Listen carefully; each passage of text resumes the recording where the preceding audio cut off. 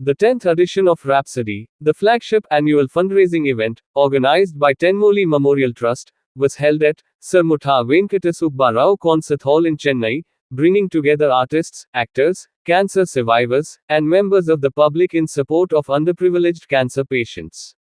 Conducted every year on the eve of Mother's Day, Rhapsody continued its mission of supporting cancer fighters, honoring those lost to the disease, and celebrating cancer survivors through a fundraising initiative dedicated to providing financial assistance for treatment and care.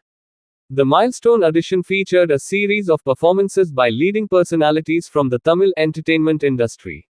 One of the highlights of the evening was the ramp walk by cancer survivor warriors, a tradition that symbolized courage, resilience, and hope. The segment received an emotional response from the audience, and reinforced the event's message of strength and solidarity. வணக்கம், என் பேர் அருண். நான் Thenmozhi memorial trust ஒரு NGO run பண்ணிட்டு இருக்கேன். கடந்த 13 வருஷமா run பண்ணிட்டு இருக்கேன். ஏன் இந்த என்ஜிஓ அப்படின்னா எங்கள் அம்மா கேன்சரில் தவறுனாங்க 2013. ஸோ அப்போ இந்த கேன்சர் கம்யூனிட்டிக்கு ஏதாச்சும் பண்ணணும்னு சொல்லிட்டு அவங்க பேர்லேயே தேன்மொழி மெமோரியல் ட்ரஸ்ட்னு ஒன்று ஆரம்பித்தேன். அண்ட் அதுக்கு நம்ம என்ன கேன்சர் பேஷண்ட்ஸ்க்கு ஏதாவது ஹெல்ப் பண்ணணும் அப்படின்னு தோணுது. அப்போ அதுக்கு எதுக்காக ஃபண்ட்ஸ் வேணுன்றதுக்காக நான் இந்த மாதிரி ஒரு கல்ச்சுரல் ஈவெண்ட் பண்ண ஆரம்பித்தோம், ராப்சடி அப்படின்னு சொல்லிட்டு. 2014 ஆரம்பித்த ஷோ இது. கோவிட்ல 2 வருஷம் பண்ண முடியல. இது வந்து எங்களோட 10th எடிஷன். ரொம்ப சிறப்பாக போய்கிட்டு இருக்கு. நிறைய செலிபிரிட்டிஸ் வந்திருக்காங்க, நிறைய ஈவெண்ட்ஸ், டான்ஸ், மியூசிக் எல்லாம் நடந்துட்டு இருக்கு. ஒரு ஃபேஷன் வாக் நடக்க போது, அந்த ரேம்பில் நடக்கிற எல்லாமே கேன்சர் சர்வைவர்ஸ்.